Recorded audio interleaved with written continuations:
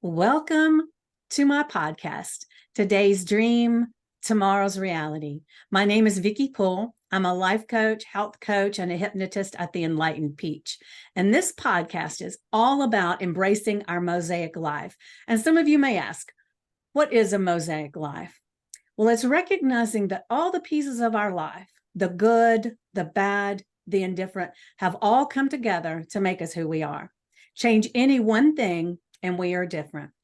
With that in mind, I invite you to embrace your perceived imperfections and celebrate who you are.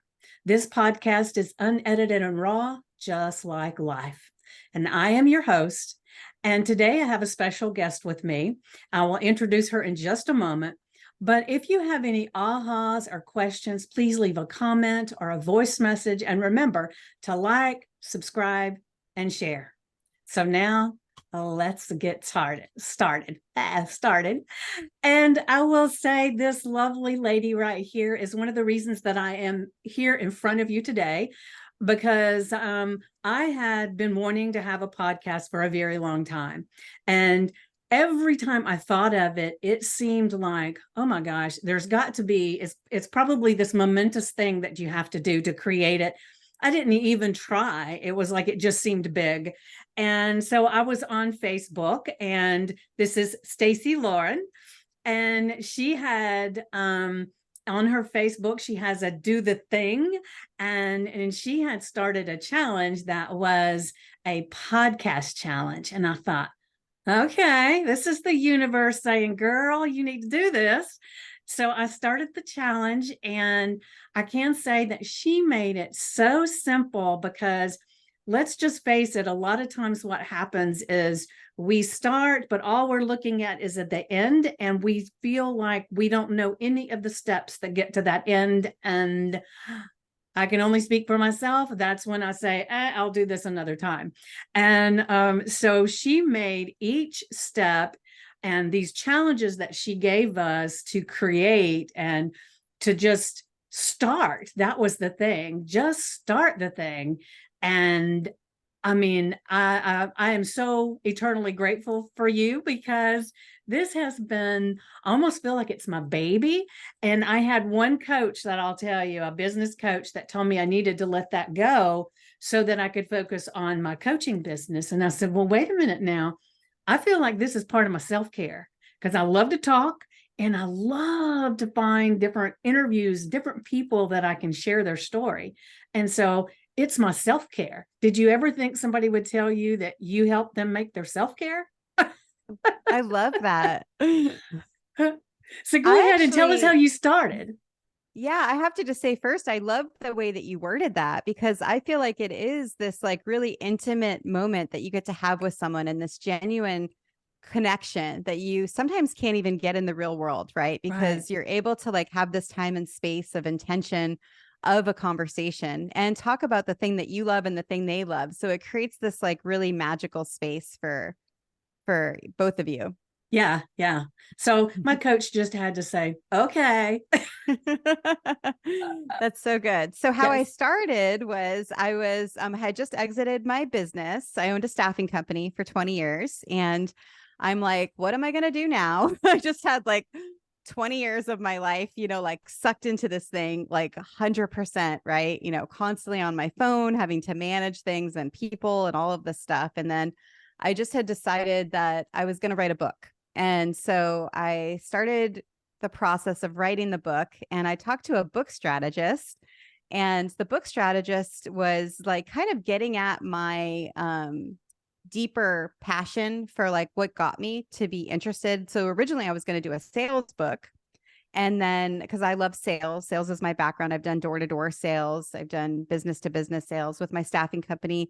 We did sales, and that's how I was able to do a lot of things, because I understood that mindset of law of averages and rejection and setting goals. And then I was also, as the process that I was writing the book, I started dating. And I realized that those skills that I learned during sales applied to dating, like dealing with rejection, being positive, setting goals, not like getting sucked into something without making a change. And so that's when I was like, in my mastermind, I'm in a business mastermind. And all of a sudden I'm like, I just want to teach people to do the thing. And it came out and I listened to the recording and I'm like, do the thing. That's what I want my book to be. So it went from a sales book to do the thing in that moment. And then I texted the book strategist and she was like talking to me about how I've done the thing. And at the time, like, she's like, I need your, the hero's story, your hero's journey. She's like, I need all the bad stuff when you didn't do the thing.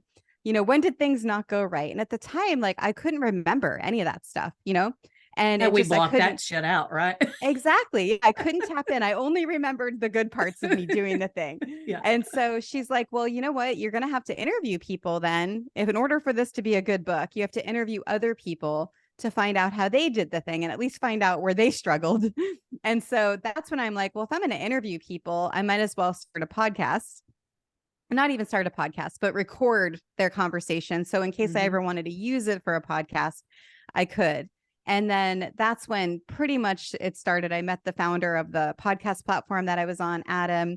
We talked about him a lot, and that he helped me break through some of my thinking about podcasting in general. And then from the podcast was then when I dissected a formula for how people do the thing, because I got to interview people over and over again. I started to see these common patterns and then found a formula. And then I wanted to test the formula into a challenge. And so that's when pretty much the do the thing challenges were born, was through me dissecting the formula and then wanting to test it. And so that's kind of where I am now, is I'm just having so much fun basically running these challenges and helping people do the things they want, whether it's dating or starting a podcast or going live or finding their voice, starting a book. I've done all these different challenges to help people. And I have many more kind of exciting things kind of in the works too.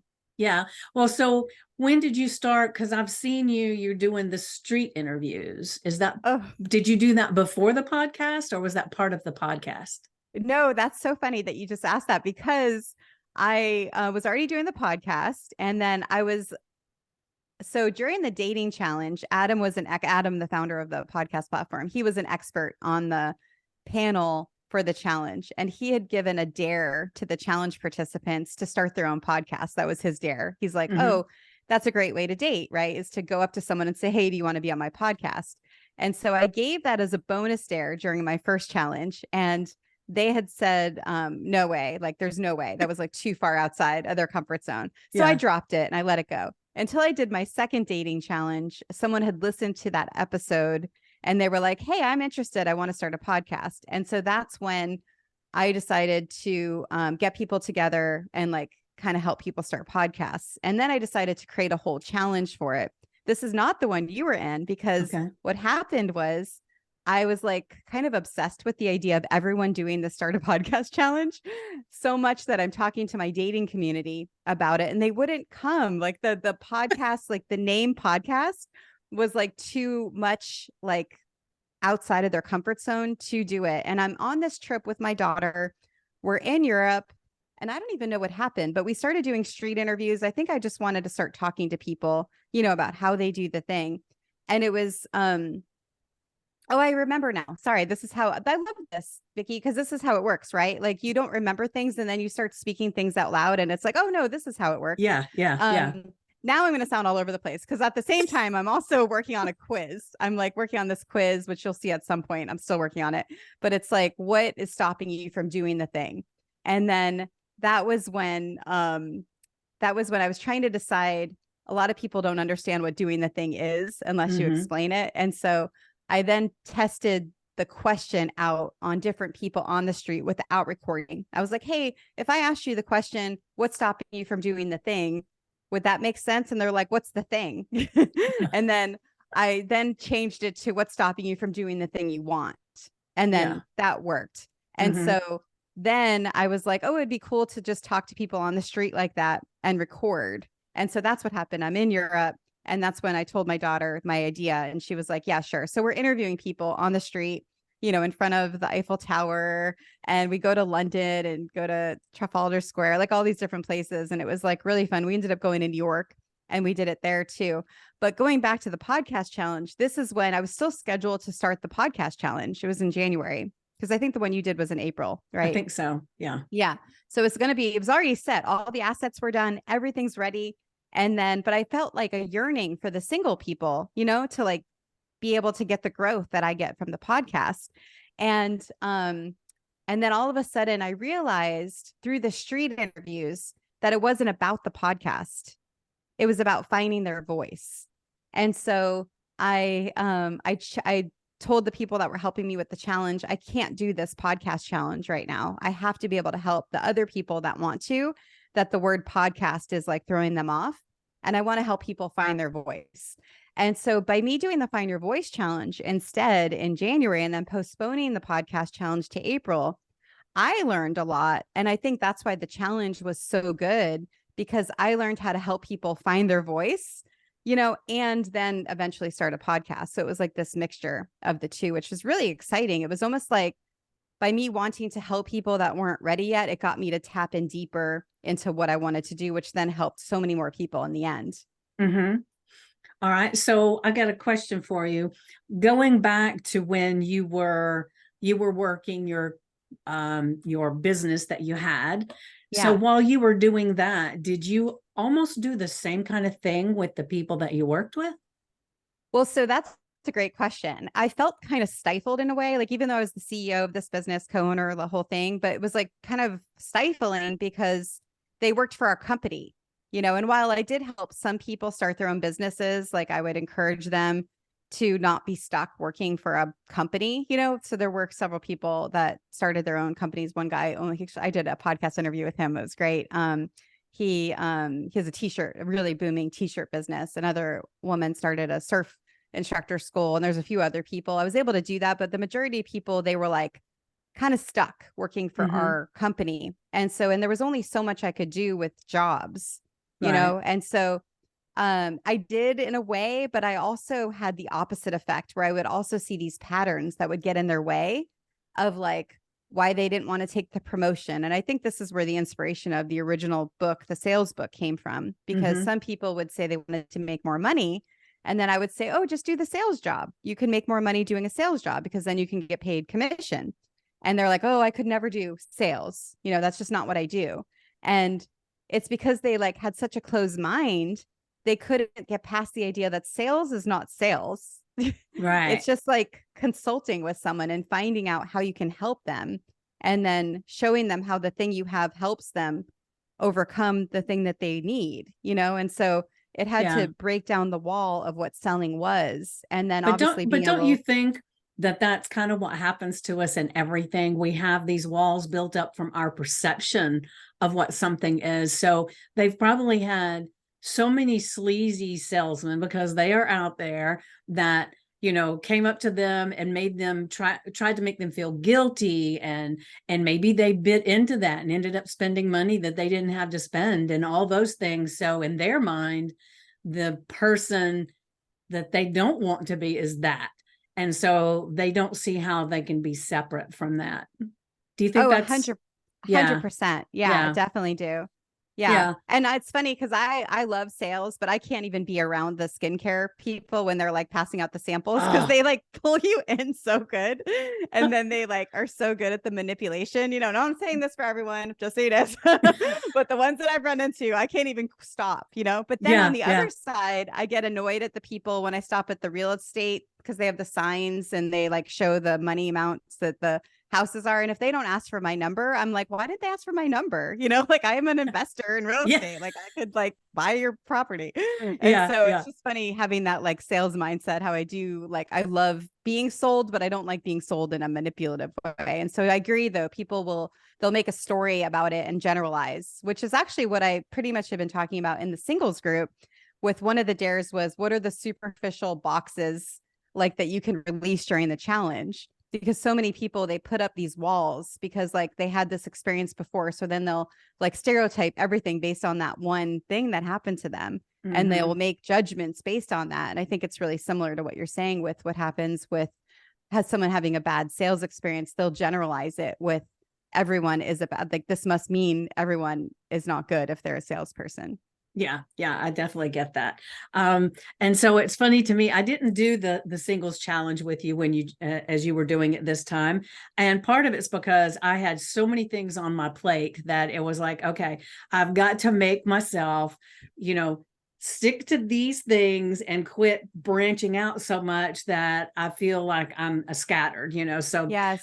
because I'm one of those people, I don't know if you're this way or not, but it's like the shiny Shiny object penny. syndrome kind of thing.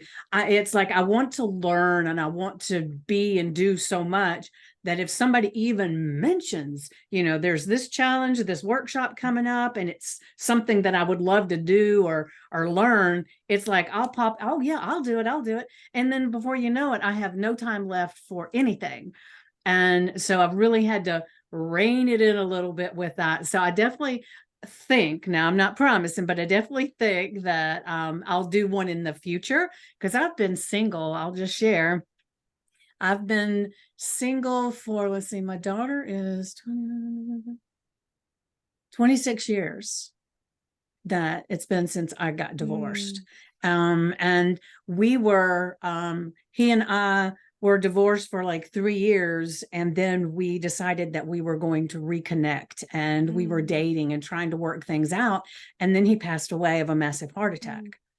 So then I felt guilty if, because the only reason we didn't get married again was because I kept saying, we're the same people. We can't do this to the kids a second time. We've got to work through our stuff before we do Mhm. this. Because when we're not married, we get along great. But put us married and having to deal with everything, not so much. And so then I had this guilt thing for several years. And, and I did date a lot, but it was like I have got some stories to tell you. I'm telling you, some of my salon clients loved when I was dating a lot, especially when I was doing the online dating and everything, because every time they came in, I had another story about some experience that I had had doing this dating thing. And so once I got where I decided right then, it was like, I'm not even going to date at all right now. I just want to be me, do the things that I want to do. And I've been doing Yeah. that for several years now. And so then I get to the place where I'm so happy with me and my time and doing the thing that I want to do. And I've been by myself, as far as single, for a very long time now. And so it almost seems impossible to make a space for someone else. You know what I mean? I totally know what you mean. And I Yeah. think that's one of the things I really try to help people with, like during the challenge. It's like we have this perception of, with this kind of talks goes back to what you're saying about sales. We have this perception of even what a relationship needs to look like, Mm-hmm. and there really is no box kind of relationship. You can make it anyone that you want. So it is also true that you could be in a relationship and maybe only see the person, 2 days a week or 1 day a week or one day a month or whatever it is, as long as it's something you guys agree on and there's good communication there. And then Mm-hmm. who knows, it could evolve from there versus that outcome of immediate, like, okay, this must be true, so I can't do that. And so that's Right. just something that we kind of work on in the dating challenge. And it's really fun because it's like so easy to like make these like bold the black and white statements, right? Because we're building up this protection of like, my time is so important. And I get that, but when Yeah. you can expand it a little, at least be open, it sort of like just opens the universe to do what it wants to do with you, Right.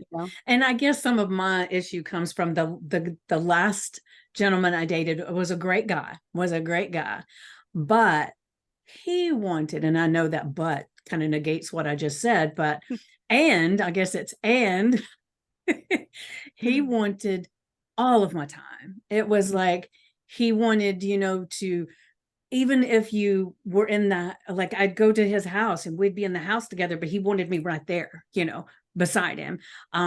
He wanted me to meet him for lunch. I mean, it was like I had very little time for me.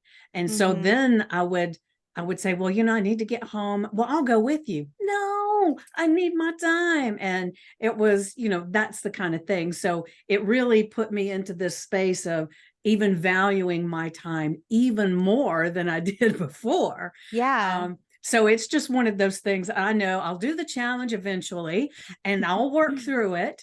Yeah. But sometimes I think I don't want to, and I know we're talking way too much about this one challenge, but Yeah. sometimes I think it's that I don't want to feel like I'm going for a relationship because something's missing in my life when there's not, Yeah. you know? And Yeah. so that's another little preconceived notion that I have in my head too, another little block.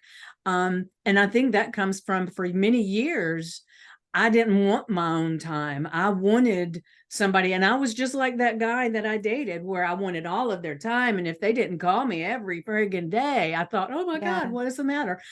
So I've changed over the years and what I want and all. And so I guess the thing that I really, if I were to get in another relationship, it would have to be someone who is very comfortable with who they are.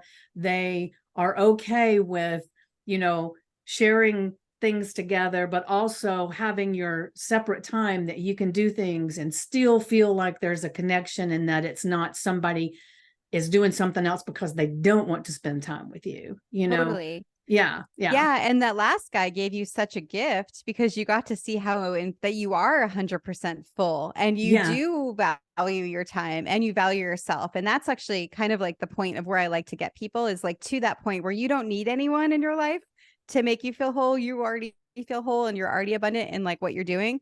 But then when you get to do these things without someone being with you, you're just doing them anyway, regardless. You don't need someone to like go see a concert. You can go by yourself. And Right. then you could invite someone if you want to. And so that's the idea, is like that person just like levels you up. It's or like kind of adds to that level. But like that's my whole thing I teach, is like when a lot of people come in, they're like they've got holes in their bucket, right? And so like no matter what you put in, those holes, the water will keep coming out, and so that's why one of the things is self-love every day, and like always saying what you like about yourself, and regardless of the dares I give them. And just for anyone listening, that's kind of how the challenges run. I forgot to mention that I give dares to the people that are in them, and that gets them to make these like micro steps to give them the changes that they want. But anyway, and then once the bucket holes are filled, then everything that comes on top is basically then already up there, because when you meet someone, Right. you don't want to meet someone when you're down here. You want to Right. meet them when That's the you're kind up of person higher. you'll attract too, is Exactly. Yeah. someone that is either exactly where you are or likes to manipulate people exactly where Yeah. you are, because Yeah. there's two of them there that gravitate towards someone who's very needy. And the thing that this gentleman really taught me was how clingy I was in previous relationships, Mm-hmm. that how they even put up with me, I do not know. And so it was kind of like, that's why that relationship didn't pan out. It was very Totally. eye-opening to see it from the other side, Yeah. because that He really was helped me many you. years ago. Yeah. Yeah, he really helped you learn about yourself. And so that's Yeah. something we do too. We like kind of go through like learning your attachment style. So then you kind of learn what your triggers are. So when you Mm-hmm. are triggered, you're not saying like, what's wrong with me? You actually know, oh, this is my anxious, because I'm an Yeah. anxious attachment. And so when my anxious is activated, instead of me wondering what's happening, I'm able to like look and go, oh, okay, I need to do this now to make myself feel comfortable, not waiting for someone else to do something for me. Right. So And I can't remember if it's John Gray or whoever the hell it is that has the book. And one of the things he says in it is that your picker's broke. oh, So he says it's kind of like you have the target and your arrow, and you're focused on the bullseye, but you end up going a little to the left, and so that lets you know that you need to move a little to the right, and then you may move way too far to the right. And if that yeah. happens a lot, it means your picker's broke.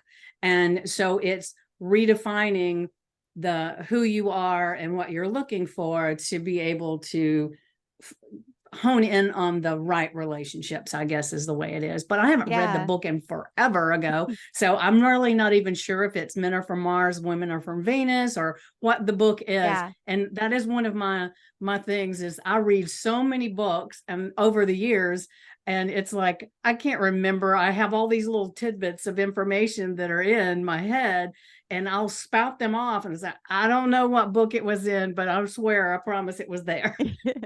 Well, yeah, and technically you're taking your version of it, so now it's yours pretty Yeah, much, and yeah, you're yeah, yeah. claiming it. So yeah, I love that. And back to what you were saying earlier about the shiny penny thing, like I've Mhm. had that a lot where I'm like, I love grabbing at like a bunch of different things, especially in the beginning of Do the Thing, because I was still exploring what I wanted, and so now though I have clarity, and so now I've been like deliberately slowing down. Like I just postponed a challenge, because I'm like, okay, I need more time to focus on this one thing before I go Mhm. start another thing, and so now and the community is great, and you guys all like get it, when that happens, but I have so much clarity now. So I'm having to do what you do now and like, okay, no, I can't do this other thing Yeah. because I need to focus on this. And that's been, it's been really cool to also have the clarity to not have the shiny penny thing. So I think it's great that you mentioned that you're able to say no to things and have that self-control, because it is so easy to want to do It everything, is. especially when you're excited about it.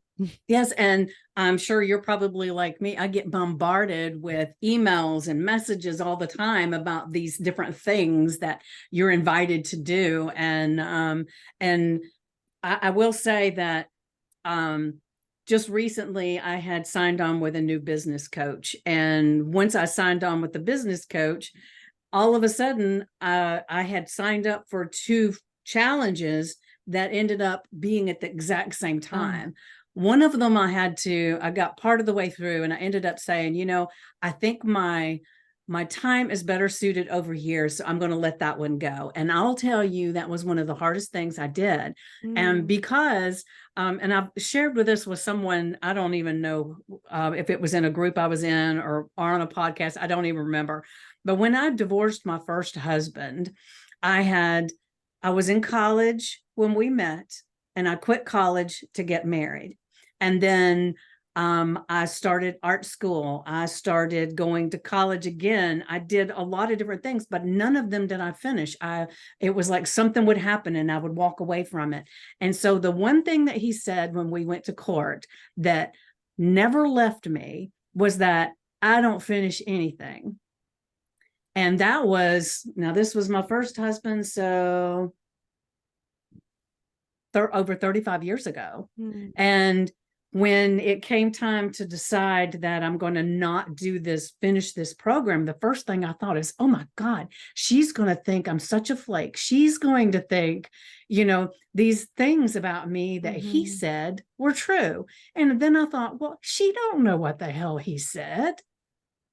And there's a whole bunch of Yeah. people in the group. And it is normal in a group setting that periodically people go away.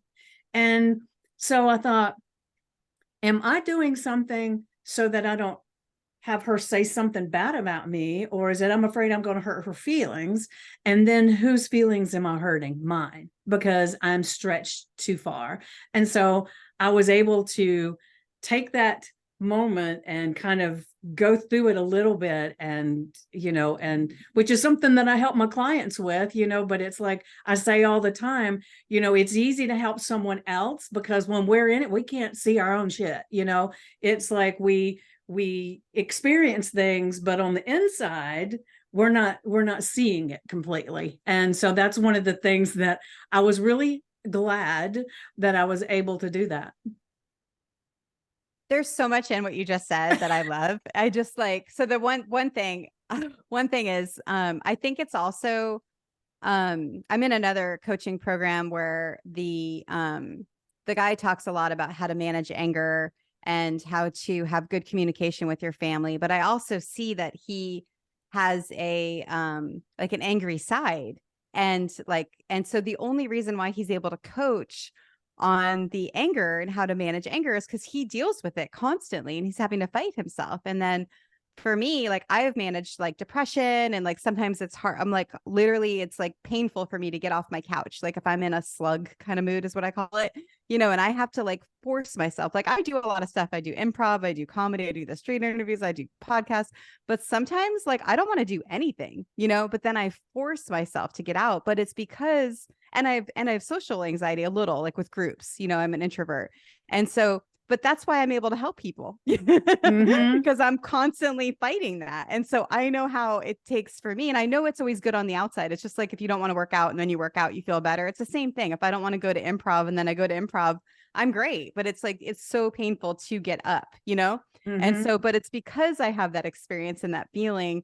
That's why I'm able to help people because I get it. I like literally can see in their mind because it's me, you know? Right. I've just tapped into how you can do it. Whereas most people then will get paralyzed and not Mm-hmm. do it, you know? And so Right. it's just that fine line of like, this is how you actually take that leap. And so anyway, pointing out is like the fact that you do struggle with some of that stuff. It's because that's how you're able to help everyone because you've gone through it too, you know? Yeah. And True. that's what I True. talk about a lot with that lived experience. That's how we have this lived experience and that's our certificate Yes. because we've Yes. like gotten to the other side of it. Yeah. So where do you see, I know you've got a challenge coming up, or maybe you've, because I think you might have postponed it. Um, the, um, Oh, the the, party one. yes. Yeah. So, oh, and there was one more thing I wanted to say. Do you mind Okay. about Go ahead. the other thing you said that I just remembered as you were asking me this? I also really speak a lot to not doing the thing is doing the thing because by doing what you said, where like it's so easy to do something because you're scared of disappointing someone or because you think that's what they expect of you or because you're scared to not do it and to actually not do the thing to me is also doing the thing. So that's why I interview people who have quit jobs after being there for 20 years, you know, or Mm-hmm. they've like exited a business or they've made a decision not to do something because I think a lot of people will get stuck or stay in a bad relationship. You know, they'll get Yes. stuck Yes. in that thing because they're scared of what's on the other side. And so those are also people that I like to help because I think that's a huge thing when you can stop something that and just because then you have that opportunity cost that you're going to get for whatever that new thing is that you're Right. going to do. And, when you're saying that, it makes me think one of the, people staying in jobs or staying in relationships and that kind of thing. One of the phrases I heard, I'm raised in the South, so this may only be a Southern phrase. I do not know, but that I used to hear all the time, the devil you know is better than the devil you don't know. Mm. You know what I mean? Yeah. So sometimes it's like, and I had the impression for many, many years because of that, is no matter how uncomfortable something was, it was really hard to change because what if you changed and then realized that one was the good one? Mm-hmm. You know? Yeah. So isn't that a kind of a very damaging phrase, but I've heard it my Yes. whole life. Is it a Yeah. Southern thing? I think it is, but Okay. I know the without the saying, I know exactly what you're saying. You know, Yeah. it Yeah. happens to people a lot for sure. Yeah, yeah. So it's amazing. That's one of the things that I talk with people too about is why we believe a lot of the things we believe. What was the thing that you were told, when you were young? And I'll just share this, and this is probably something that you've probably heard before, but I share it a lot to emphasize this thing of why we do certain things or what we believe. And there was a woman who at her Thanksgiving dinner, it was the first time she was going to be preparing, right? Mm-hmm. And so she knew how her mother prepared it every year. And so she knew that they took the ham and they cut it in half and they put it in two separate pans. And so she was thinking about it and she thought, well, let me just ask mom, why in the world does she do it that way? So she called her mom and her mom said, well, I really don't know. That's the way grandma did it. And so they go and they talk to grandma and come to find out the only reason that happened and they had been doing it for all this time is because when she first got married and did her first Thanksgiving, she only had a pan big enough to hold half the ham. So she cut it in half and that's the way she prepared it. So everybody had been following Yeah. suit, the whole family, for year after year after year, and the only started because she didn't have a pan big enough. And so I always ask people, so where in your life are you following something that you think is fact and it's a truth? And this is just the way people do it, because I've heard that many, many times. And maybe it's simple as they didn't have a pan big enough to hold the ham and they cut it in half. Wow. You know, it's so true because like so many of us live on autopilot, right? And Mm-hmm. just going through the motions of life and having the same thing over and over again. And then until something drastic happens, I mean, there's the feather, there's the brick, and then there's the semi truck. But for the most part, you need the semi truck for something to change, Right. Right. divorced, widowed, um, death, like there's something that happens. And then that's when you finally can get off autopilot. But wouldn't it be great if you don't need to have that Right. semi truck and you You could could do get it just just the because direct you wanted to, just not because you because want some to? catastrophe has happened and made you. Yeah. Yeah. I Yeah. agree. And so that kind of brings us back to your question before, which is, so what I'm really working on now is I have a Find Your Voice challenge, that the one that I did in January, which will kind of happen by accident, because I was going to do the podcast challenge. And that's when I realized, no, I could just have them find their voice first, because that way I could Mm-hmm. get the singles people that weren't wanting to start a podcast. And so I had decided to monetize Do the Thing. I think it's been like 4 months ago. And because I was actually, when I exited my business, I was writing the book, the podcast came, the community came, but everything's really just been research for my book. So everything was free essentially. And so it was just me learning, understanding what got people to move, how to get them to make the changes they wanted. And then at the same time, I'm exploring other businesses on the side. Like I started this e-commerce brand. It's called Kitchen Pixie. It is out there and it's kind of It's going called what? Kitchen Pixie. What is that? It's like I have a baking, like it's for empty nesters. It's like a baking dishes that go into an oven, but they're smaller. So Oh, okay. So like it's a better. one Yeah, one, person or two person yeah. thing. But my Okay. exciting product, you'll hear more about it. I'm doing these like really cool sprays that you'll be able to either wipe your counters with, and it has this like luxurious smell that kind of just brightens your day, gives you the magic in the kitchen, or you could use it as air freshener, or you could even spray it on yourself for perfume. But anyway, so I'm working on that. But so I have this kitchen brand, and I was also exploring other things like an alcohol brand. What else was I exploring? Retreats, like all these different things. And I'm still doing the podcast because, like you said, that was my self care. I just didn't put it that way until you said it. That was my fun. And so I'm Mm-hmm. just playing with the podcast. I'm playing with the challenges, and the book was my thing that I was like working on, but I wasn't thinking of monetizing it. I had those other businesses as my like thing. And then all of a sudden I realized, wait a minute, Do the Thing is like everything. It's like I could do retreats, I could do the alcohol. The thing with the alcohol was really the connection point. It wasn't like, it wasn't about the alcohol, it was about doing these icebreaker cards and getting people connected. And so I was dating too. I wanted to do a dating app. So anyway, it's all this stuff that I've been like wanting, and I realized it all umbrellaed under Do the Thing. So anyway, so my first thing I monetized was I decided after the Start a Podcast challenge, there were so many people that wanted to start podcasts, but they just like felt behind in the challenge. So they never started. And so I'm like, great, let me just create a quick little product. I'll do a 1-day intensive, $200, and help people that wanted to start podcasts that couldn't participate in the challenge do that. And I did that. It was so fun. We had like 8 people come, a few people that had participated in the podcast challenge, but they got in their way, and had Mm-hmm. like the imposter syndrome and the perfection. And so the intensive helped them break through that. And then some other people that hadn't even been exposed to Do the Thing, they started their podcast. So that was like really exciting. And then I just realized like I wanted to be able to like do something that could help more people. So that's when I decided to switch Find Your Voice to an on-demand challenge. And I just launched it actually yesterday to the singles group in a Okay. celebration thing. And so pretty much that's my first like not legitimate because the podcast one was a product, but that was more of a live thing. The Find Your Voice is like on demand. And so we're doing the first challenge for that September 10th.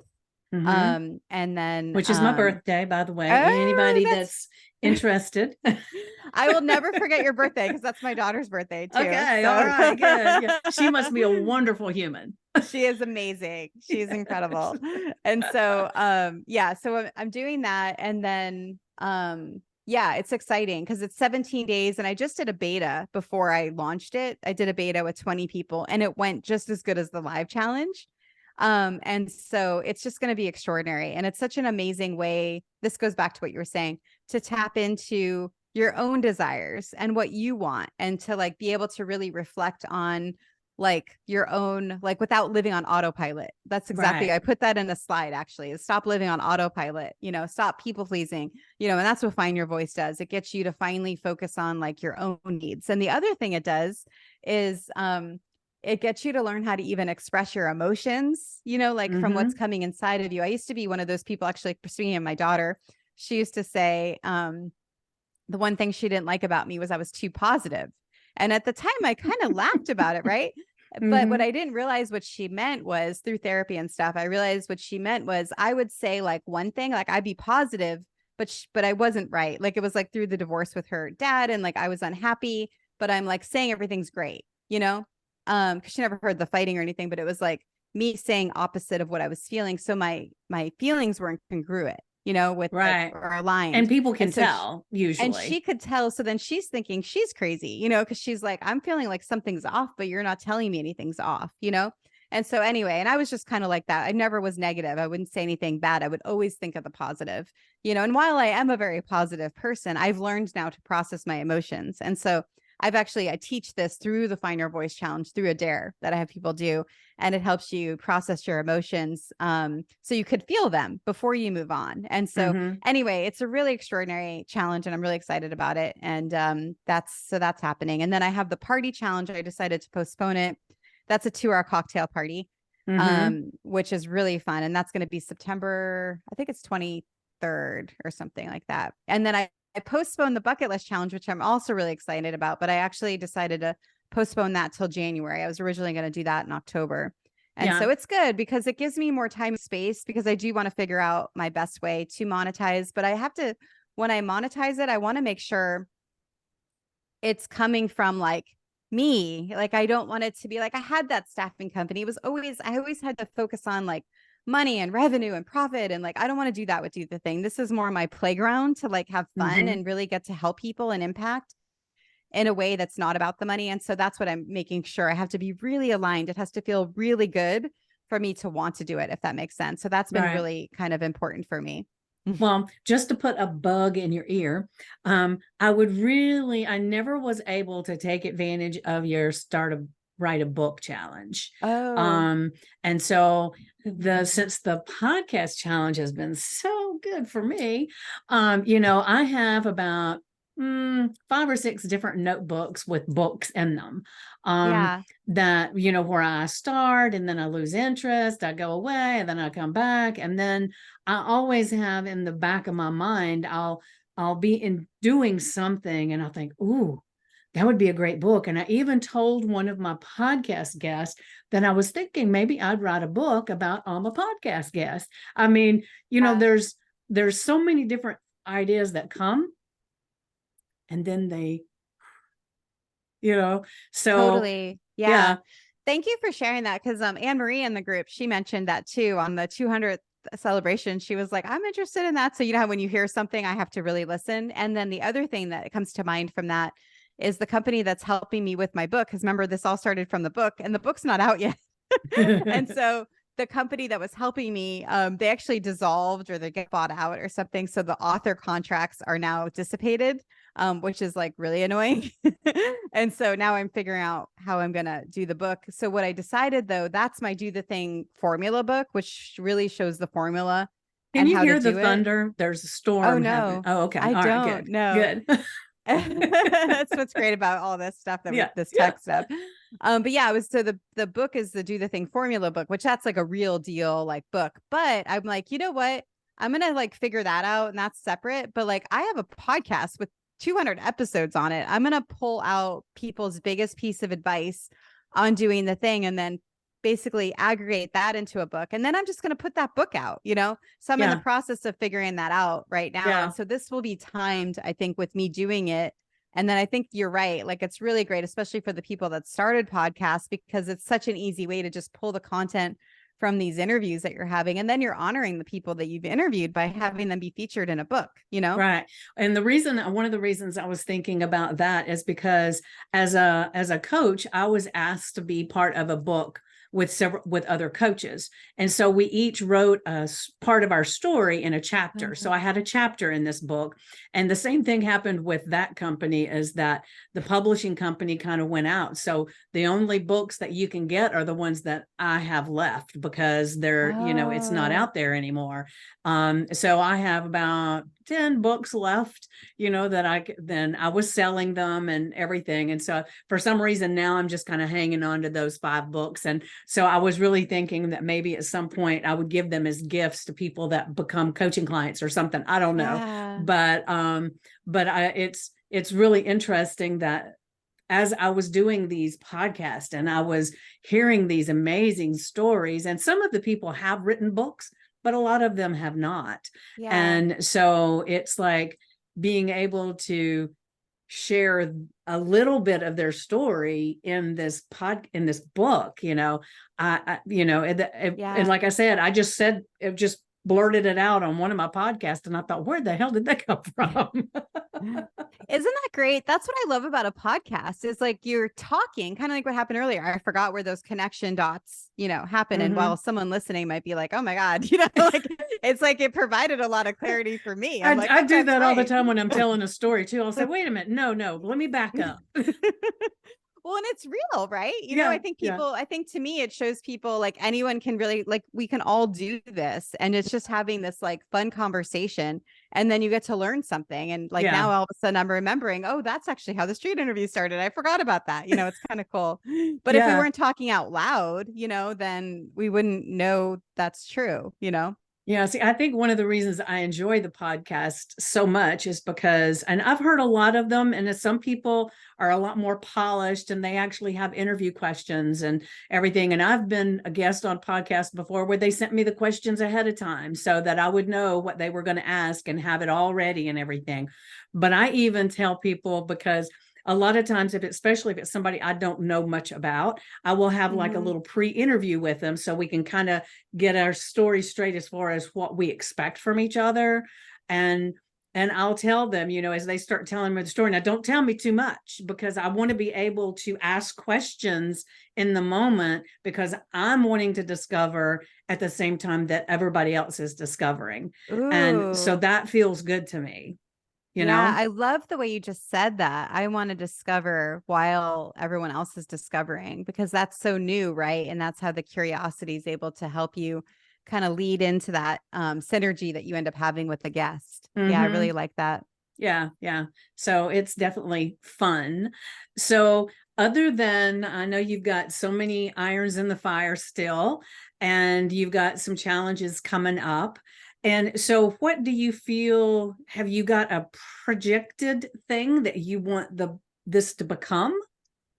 Yeah, it's not clear yet, so I'm not doing it yet, but I maybe, I don't know if membership's the right word, but some kind of monthly thing where people will pay and they get access, because I have a lot of experts, that I have access to. And now, like, I mean, with you, right? Like you and so many of the people, Madeline in the group and the community, Anne Marie, Nikki Kush, like there's so many community members, like being able to highlight people and have them have their voice heard too in this membership, like with all these rising, like the people that like have these amazing businesses, coaching opportunities, leadership. It's like there's just so much. I keep telling people, like it's just this like space that created that brings, it's all about the people though in the community, that is what elevates it to where it is. So the membership would be something where it's like all of us being able to like, speak. So anyway, there's something there. I just don't have it clear. Although I do have an idea of, because the challenges, they're not sustainable, like to have as many as I do. I think like 2 a year is more appropriate, so that you don't get burnt out, on it, like me either, Right. but also the person. So I think like kind of lessening the challenges, but then maybe doing like a dare a week. So then people can still like expand their comfort zone that way, and then maybe doing some kind of like Zoom. So there's a few ideas that I have, but then my long-term idea, since I'm saying it out loud, I might as well go here with you. Go for it. I want to help people get financial freedom. And I don't know what way that is yet, but like it's liberating when you no longer have to burn your mental energy on how you're going to like pay your bills. So I want people to be able to do that, but I can't just be there. I have to help them with the confidence first. Through these micro steps of change. Right. And then it's over time, it compounds. So then it's like, oh, okay, I just started my podcast. Well, now why don't I just start my business? Now, why don't I just this? Right. And even for me, like this was the first time. Well, I think with the podcast challenge, I sold the podcast intensive. but no one bought that day, like when I sold, because I didn't do it in a way like it was like really soft, and so and it was the emails after was how they ended up buying it, with this one that I did yesterday. Like a bunch of people bought the Find Your Voice, but I had to and I didn't sell it, like it wasn't, that's what I didn't want it to be slimy. I wanted it to be real and I wanted it to feel good, but I had to overcome a lot to be able to even do that, because I had with the podcast one, when I did that, it was like just a one little thing. Come join us, with the Find Your Voice. It had 6 slides, and you'll see if you're on tomorrow. I'm going to do it in the challenge group too, a little bit differently, but I had 6 slides, selling it, but it's in a way that was real. It wasn't showing this is literally what people have said, it's I found out who I was and discovered what I want from my life. And, and so it was that's what I had to get over, was that feeling. Even though I love sales, I'm not a salesperson, if that makes sense. I love, I'm okay getting rejected. I'm not a hard closer. I'm not any of those things, but I've never sold the way that I'm doing it now, where it's you just speak it and then people are doing it that way. So anyway, yesterday was a big deal for me to overcome that. And then people actually got it. They bought it, and it was really exciting. But anyway, point being, financial freedom. And the way to do that is for me to get over my hangups of my own mindset stuff that comes up when it does, as I start to learn that I want to do new things. And then I'm going to be able to help people do it too. Right. Well, what came to mind as you were saying all of that is, I told you I'd gotten a new business coach, and he was asking me, so what are you doing to promote yourself? Because I'm a health coach, a life coach, and a hypnotherapist, and and I'm a hairstylist too. So I got a lot of things that I'm doing, and so as I was telling him all about it, he said, he said, let me stop you. He said, so have you ever been on a long trip on the interstate and there is nothing around, and all of a sudden you see this billboard as your stomach is beginning to growl, and it says, turn here, 5 miles down is this restaurant. The only one you're going to see for the next 10 miles. And so you get off the interstate, you go to this restaurant that's 5 miles out. He said, what you have right now is you have the restaurant that is 5 miles out and no billboard. So nobody knows you're there. Nobody knows that, oh, this is exactly what I need. My stomach's growling. This is what I want. He said, nobody knows that. And he said, so you're the best kept secret as long as you do your business that way. And I thought, holy shit, he put it into such perspective that I was just blown away with the whole thing. And so, it's now getting to the place where I'm learning all these different things so that I can be out there and let people know that this is what I do, so that I can help people. And I'll just share really quick, not to be morbid or anything, this gentleman that is the amazing coach. I was 3 weeks into the program of a 12-week program. He passed away just this past week. Oh my gosh. And it was all of a sudden I was thrown for a loop, because it's I finally had this person that was speaking to me in a way that I could get what he was saying. And he was filling in the gaps of what I need. And I think, and this is some of the things that you do. So I'm going to share this metaphor real quick. It's not really a metaphor. It's a story of something that happened to me. But I had this lawnmower. It's a manual lawnmower, and I couldn't get it to work. I moved into a new house, couldn't get my lawnmower to work. So I'm Googling all these different things, and come to find out, it seems like it's going to be the spark plug. So I can't even find the spark plug on this stupid lawnmower. So I watched some more videos to find the spark plug. So I finally found a video where the guy opens up this case where it was hidden in there. And then he talks about it, make sure you get all the right numbers, you get, he's telling you all these things. And then he shows himself holding the spark plug, but he does not show you how to get the spark plug out of the lawnmower and into your hand. I watched several videos, never could find one that it went from there to here. That's it. So I ended up having to get my neighbor to come over, and come to find out I needed a special tool to even get it out. So it wouldn't you could turn it, and I knew it wasn't working. So I had to go buy the special tool. And what I'm getting at is this gentleman, his name's James. he helped me to see exactly what to do. So it was, to me, it was like he showed me the tool, showed me how to turn the thing and pull the thing out, and voila, I could put it back Yeah. in. And from that point on, I'd know how to do it. Right. And that's what he was for me. And so to me, and I know this sounds silly, but that's what you are to me, Hmm. because you were able to show me how to get the damn spark plug out of the lawnmower. So how to get the podcast out of my mind and onto the friggin' screen, right? So I've been kind of in limbo a little bit with, luckily right now, I still have the portal of all of his stuff. But the thing that happening has really lit a fire in me, because one of his goals in life was to reach so many people and help them, Mm. right? Hmm. And so when he passed away, there were several people in our little cohort of August that we came together, and then he had an alumni group of people that had been through his programs. They reached out to us and said, hey, we know you're hurting, we know, you're kind of lost and don't know what to do. Come into our group and we'll help you. And everybody was talking about how amazing this man was and how he helped them and everything. So I even made a post. I said, I bet James had no idea the amount of impact he had had on people. And if he had been like me, because he's the one who told me about the damn billboard, Yeah. if he had been like me and didn't even have the billboard out, I would not have had the opportunity to learn from him. Even the Yeah. short amount of time I learned was amazing.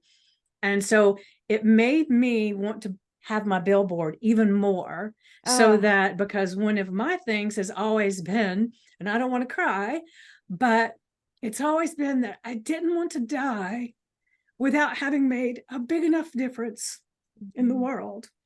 And so it was kind of like, since he went so quickly, even though he did make a huge impact, I don't know that he knew.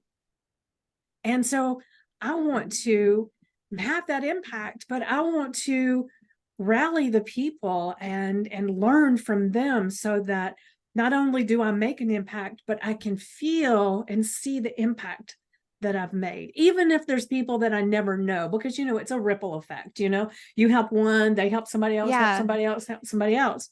Yeah, and it's so, like, simple too. Like, do you remember, like, even Joyce, you went on a live with Joyce in the group Mm-hmm. on Instagram. It was on during the Go Live Yeah. challenge. And I don't know if you noticed, she said something about it, saying like that was the moment like the whole challenge, that was the moment. She put in her survey, the moment that changed everything for her was when she went on the live. Like, you don't even, like, there's so many little moments of these ripples that we do, that we Mm-hmm. have no idea what it is. Right. And Well, I she did just, reach out to me and tell oh, me how good. much it meant to her, me getting on there, and how much it helped her.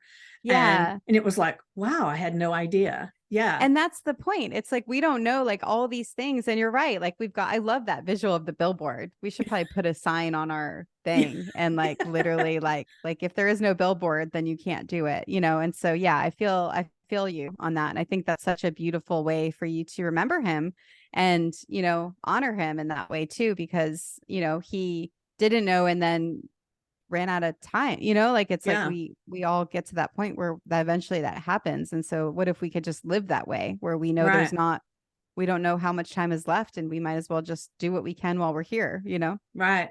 So it's definitely made a difference in my business and what I'm doing and how I'm showing up. And he was already making a difference before he passed. Yeah. And then these people in this alumni group, they've already made a difference in reaching out and talking and helping us all to digest, what's happened. And if we, Sure. as we can still go through the portal. We don't know if it's paid for the month or if it's paid for the year or whatever. So it may just disappear.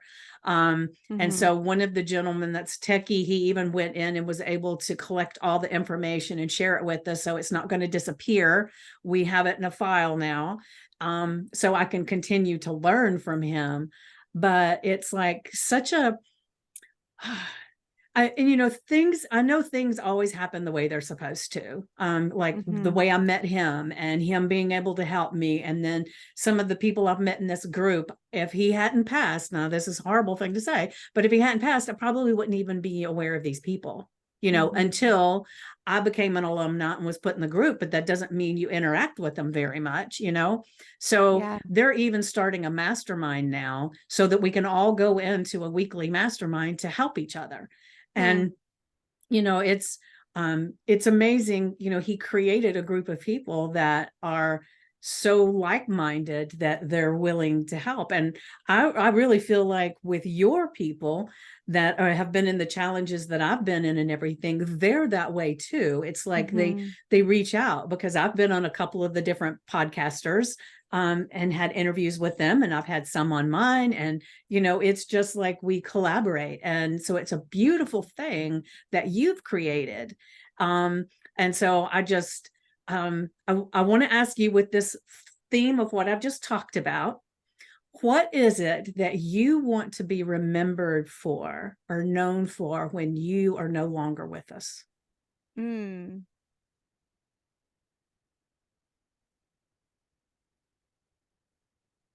It's funny because I've like asked myself this question before. And I'll just start talking and see what comes. Okay. And like before, I would have said kind of what you were saying, which is I don't want to seem like I'm stealing your thing. No, no, that's fine. But so I'm going to say it out loud and see if something else comes. But like, I just like, you talked about my staffing company earlier, and if I was doing the same thing, it was like so hard for me to see, like, it was like almost like this pain in people's eyes that just couldn't get past their story. Like they had this like story in their head of who they were and what they were meant to do. And that was all. They just couldn't go past it. And there was only so much I could do, as the owner of that business to be able to help them do it. With Do the Thing, it's different. I feel like I can like get at people in a different way, and it's in a really simple way.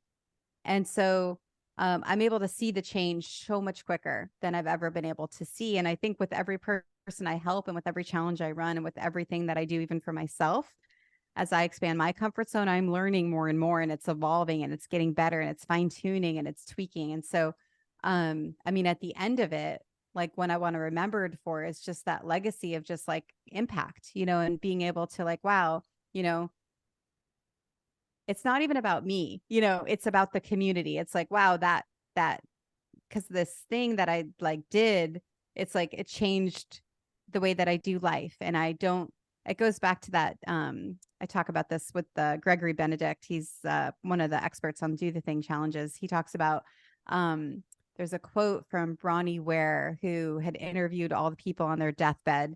And it was like, I want to do the things that like, I'm totally botching the quote, but like it's like I want to be remembered for the things that I like did that were coming from me, not with not with the things that others expected of me.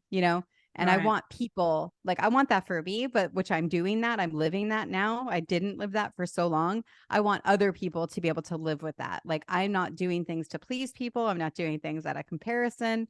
I don't have self-doubt. Like I'm able, or at least able to push past all that stuff and doing the things they want to do. So I guess that's a long answer to your question, but I want to be remembered for really helping people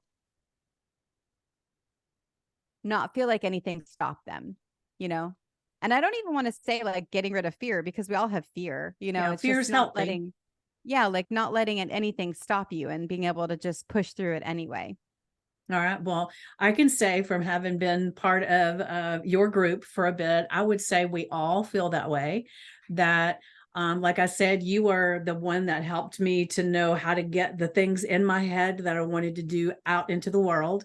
And so I think for me, not that you're going anywhere, but for me, it's like, I would say that you have been instrumental in creating an atmosphere where people can um, do things, try things, fail, get back up, try again, and that we all rally and help each other.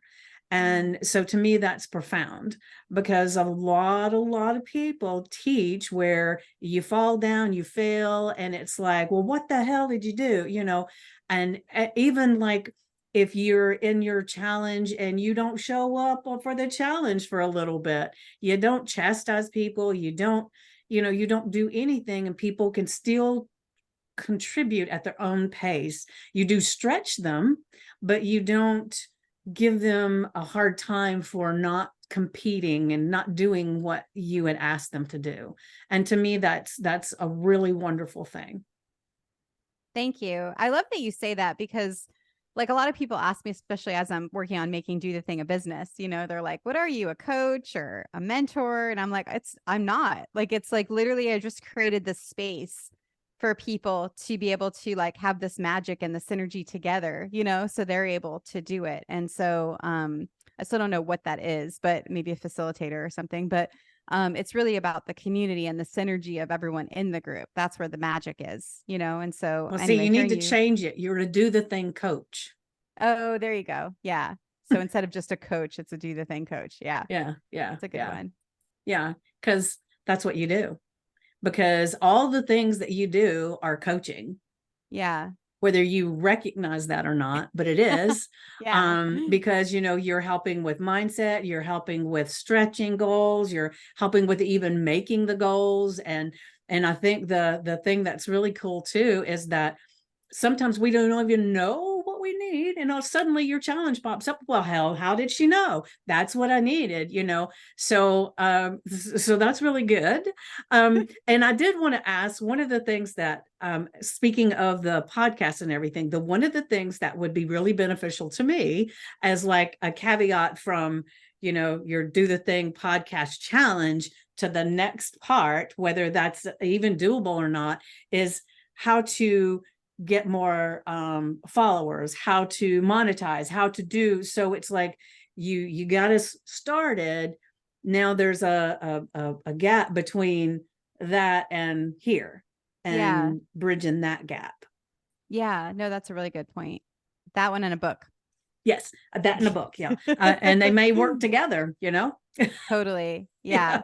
I know Adam's still going to come on, and the founder of Callcast, and he's going to do something. And then we actually have another person where we scheduled it. I just haven't put it in the group yet. It's a few weeks from now, and he's going to talk to us about it. But yeah, maybe coming up with either a challenge around it, or like one of those intensives, would be good too. Yeah. So that's really good. I love that feedback. That's great. It's really helpful, especially right now, since I'm in this place of turning it into a business too, and being able to help people, Yeah. So from now on, you'll never think about all this stuff again without thinking about that damn spark plug, right? Yeah. Spark plug and the billboard. I'm going to see that's both right. of those. The spark plug and the billboard. Yeah. So we are a little past time, because this was so wonderful. But I really, really appreciate you being here today, and being so open, and such a joy, and sharing some of your things that you struggle with, that a lot of people struggle with too. And so I implore everybody that's watching or listening that to check Stacey out on Facebook for her Do the Thing. And I'll get all the links and stuff from you to put in the description. So when you see this or listen to this, there'll be some links that you can go and check it out, because it'll be so worth your time. And like I said, sometimes we don't even know that this is a challenge we need until it pops up. And then it's like, yeah, that's what I want. That's what I want. So I'm very grateful, and I'll be sharing this on my YouTube channel as well. So whether you're on the podcast or you're on YouTube, just make sure you do whatever it is that you need to do, like, share, comment, all the things to help this grow, because that's my whole point, is to help this grow so that all the people that I've interviewed can have a bigger audience for what they have to say. Not so much me, but so they can have so much more say, and show the world who they are. The billboard. That's it. That's right. You'll help me build my billboard. Well, I have to tell you, this has been so much fun. This is the first interview I've done all summer. So I kind of took a break from everything over the summer, because I was focused on the challenges. And it just reminds me how just much I love doing this. And so thanks for getting me to get started again. And having you in the community is just absolutely unbelievable. And I know you're such a huge part in helping other people also do the thing, because they're getting to see you do it, which is just the number one thing that really gets people to move, is by seeing everyone else, be able to do the things they want also. Yeah. And before we go, I want to tell everybody one of the things that right after we created our podcast and started doing interviews, I reached out, said, well, when can I interview you? She said, well, when you've got 20 episodes, then we'll talk. And it was like, okay. So I'm counting down. All right, this interview. And finally I got 20. It was like, as soon as I got 20 on there, I messaged her, okay, 20 on the books. Now we're going to do your interview. And that's what's so cool. That's why I did it. Because I normally would have probably waited another month, before I started again. And because you like reached the goal that you wanted, I was like, yeah, I have to do it now. And it was great because it's good for me too, because it got me to be on here with you. So I loved it. And that's Well, what good. shows you guys, like when you have a goal and then you have something to look forward to, you reach it, and then it's exciting to be able to do that, just to get yourself to have something in mind. Yes. Yes. It has been life-changing, just meeting you. So, thank you very much. Thank you, Vickie.